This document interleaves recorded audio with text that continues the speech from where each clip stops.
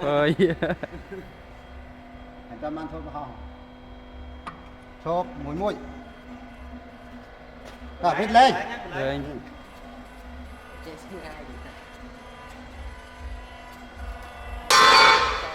chộp học rồi đi lên mò chộp rồi đâu lại thú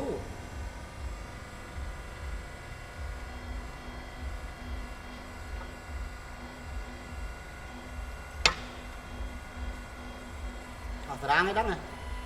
chụp thôi xem lỗ serang chụp chèn tích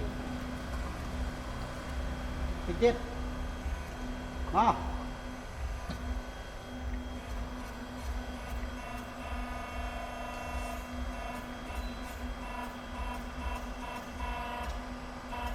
chụp